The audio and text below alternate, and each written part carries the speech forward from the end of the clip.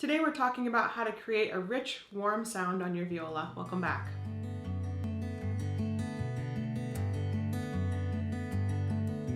Welcome to the studio. My name is Cassie and I'm a professional violist and teaching artist. Today we're going to talk about a few tips and tricks on how to get a really great sound on any instrument.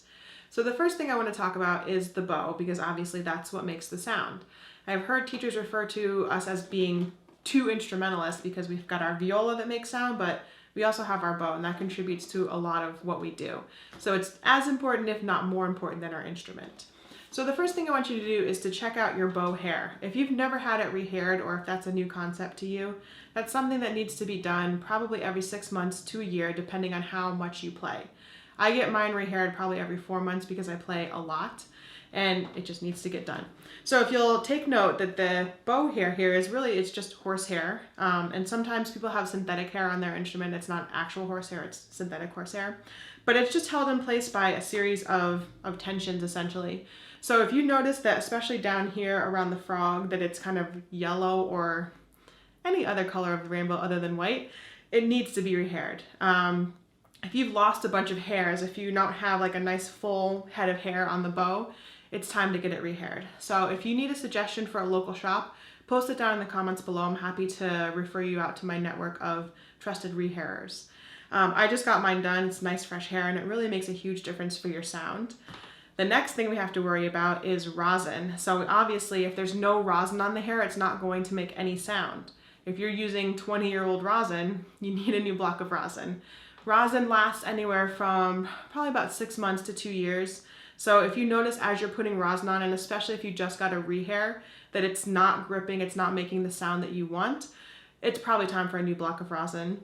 And I'm going to post a few of my favorites down below if you'd like to check those out. So once we've verified that your rosin is in good working order and your bow hair is in good working order, we need to talk about our bow hold. I do have other videos on this, but I'm just going to review it quickly. So for violists, because our bow is heavier, it's a lot heavier than a violin bow, we're going to be a little bit deeper in the grip. So instead of having our pinky kind of lined up with the eye of the frog, we're going to be a little bit further down to the stick. You always want your thumb curved, your pinky curved, kind of making a rainbow shape.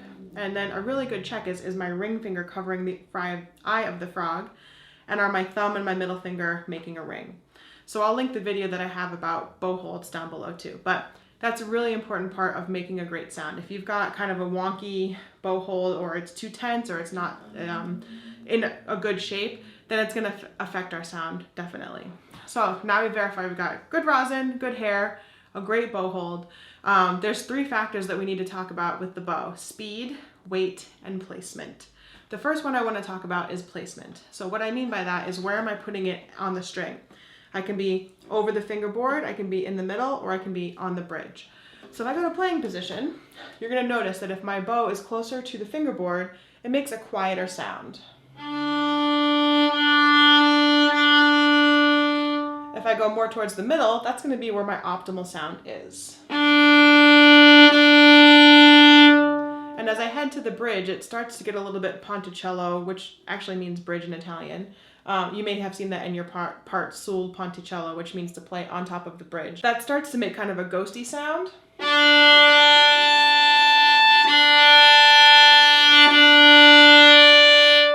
Now, truly, that's a special effect that a composer would ask for. So if you don't see sul ponticello, you don't want to be that close to the bridge.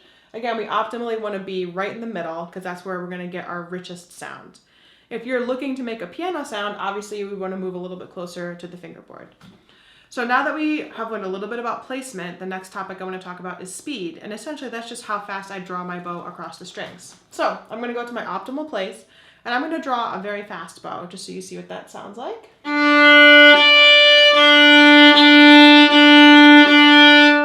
So it can get a lot of overtones or have that kind of ringy, wispy sound to it, and sometimes that's a desired sound. But generally we probably wouldn't want to do that unless, again, the composer requested it. So if that was fast bow speed, I'm going to do medium bow speed now.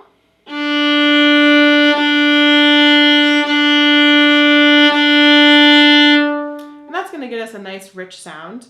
That's usually our default setting, is probably a medium speed. Now I'm going to do a slow speed so you hear what that sounds like.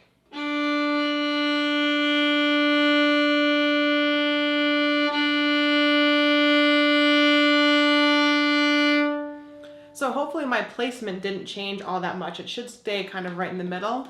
But you'll notice with a slower bow speed, it does kind of decrease the volume a little bit. So that's another great way to, if you're looking to play piano or, mezzo piano, you can slow down your bow to create a softer sound.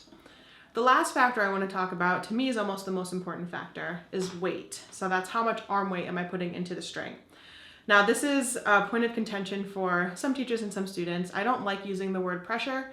I think it's kind of a negative. You have a lot of pressure from like your parents, let's say, to do well, or from whomever.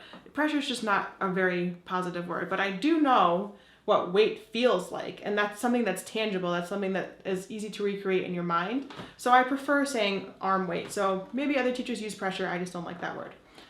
So if I want a really loud sound, I need to sink a lot of my arm weight into the string. So what we're going to do is we're going to just bend over a little bit. And as I'm bent over, I'm going to start bowing on the string and then slowly stand up. So let me demonstrate what that would look like.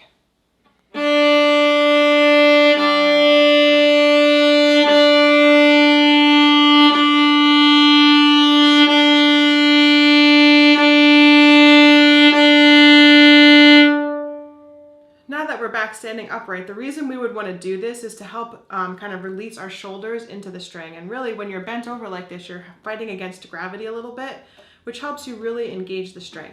So you can practice that on your own. You're going to bend over as far as is comfortable and then just slowly bow as you stand up. And then as you're upright, you should have a really nice rich sound.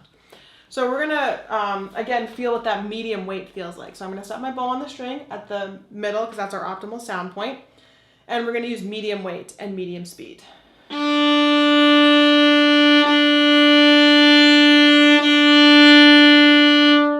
I'd say that's like a mezzo forte to a forte sound. If I wanted to make a bigger sound or a richer sound, I can kind of change those three factors. My speed could change. I could have a slightly faster bow. My weight could change. I could use more weight. And my placement, I could get just ever so slightly closer to the bridge. So I'll show you what that would sound like.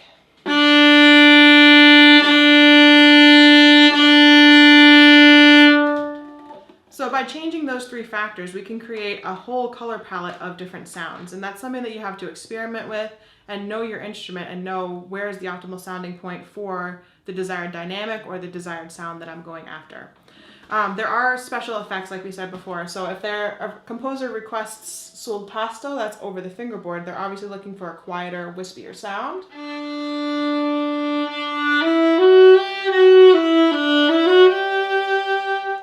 If they're asking for sul ponticello, they want that kind of ghosty effect.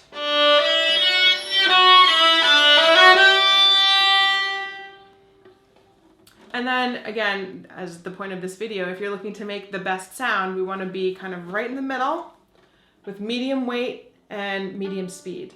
And again, you can adjust as needed. Those are the three most important factors for producing a really great sound. The next thing I want to talk about is flat bow hair versus tilted bow hair. So my default setting is to have flat bow hair. That's going to get me the most contact from the bow to the string, and it's going to get me the biggest sound. So I'll demonstrate. This is 100% flat bow hair. Now, if you were looking to decrease your sound but stay kind of in that optimal contact point, you're going to tilt the stick slightly away from your face. And that's going to get less bow hair in contact with the string, so it'll make a quieter sound.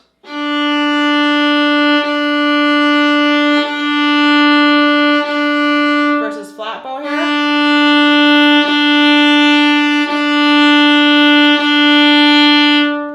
Now, I will note an exception to this. As we approach the frog, I am going to tilt ever so slightly away from my face just so that my thumb doesn't crash into the bridge. So I'll demonstrate that up close so you can see. So we're flat bow hair to start. And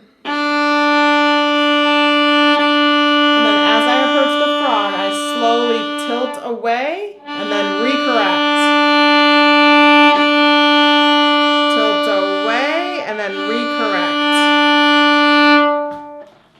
And again, the reason that we're doing this is so that we don't crash into the bridge. I have kind of a bigger thumb, so if I didn't do that, I'd be knocking into the bridge every time I finished my up bow, which obviously is not a very desirable sound. The next thing I want to talk about is something called triangle box line. So when I put my bow at the frog, you're going to see that my elbow, you're going to have to imagine there's a line that goes from right here to where my knuckle is. That kind of forms a triangle shape, right? So here at this part of the bow, my upper arm right here is responsible. And the word that I tell myself is I'm going to say drop. So I'm dropping my upper arm. When I get to the middle of the bow, you'll notice that it's kind of a box shape. So again, you're imagining a line that goes from here, forms that box. And here my lower arm takes over. So my lower arm's going to open. And this is really kind of like a hinge joint. It's just going to open and close, open and close. And then on the up bow, it's just the opposite of that. So my lower arm still in control from the tip to the middle. I'm just telling myself close to the middle. And I'm going to lift under my elbow. So right where that funny bone is, I'm going to lift all the way to the frog. So I'll demonstrate those 4 juncture points. So again, I'm here making a triangle shape. I'm telling myself drop until I form a right angle, and then I've got my box shape. My lower arm takes over now, and then I say open. Then I'm going to close that lower arm until I've got my 90-degree angle, and then I'm lifting from underneath my elbow. So we're going to drop, open, close, lift. Now I do want you to stop in the middle each time because this is going to help your brain kind of differentiate the different parts of your arm that are responsible for moving the bow. And again, this is just to optimize the sound. We want to make sure that we've got a very efficient, fluid motion with our arm. There's no hiccups along the way. If I was doing a legato stroke, I wouldn't want to hear different parts of my arm kind of engaging when we don't really need them to be engaged. So that's just another way of checking in with yourself and making sure, am I using the correct part of my arm? Am I being optimal in the sound that I'm creating? The last tip I have for you is another kind of weird one. It was kind of like bend and bow where, gosh, why am I bending over and bowing upside down? It works, just try it. So the last one that I have for you is you can be seated or you can be standing, and you're going to either lift one or both of your legs. So just trust me, I have one of my legs lifted. I'm going to play standing with both of my feet flat on the floor, and then I'm going to stand on my left only. You'll see that I'm going to shift positions. But I want you to see if you notice a difference in the sound. So this is both feet firmly on the floor. Leg lifted.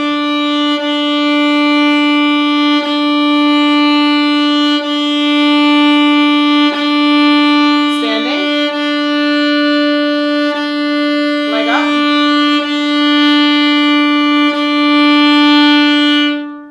Now, if you're somebody that doesn't have the greatest of balance, obviously I don't want you to fall down. You can do the same thing in a chair, or a stool. You just want to make sure that your back is not against the back of the chair. You want to sit at the front of the chair, and you're going to practice lifting either one or both legs off.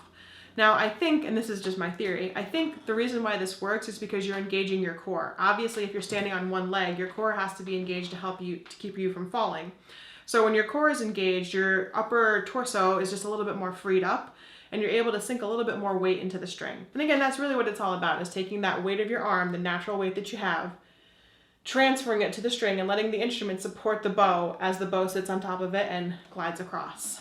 Hopefully you found these tips useful. If you've got other ways or methods that you use to practice, or other things that you found are really useful for getting a really rich sound out of your instrument, please post those in the comments below and share with our community.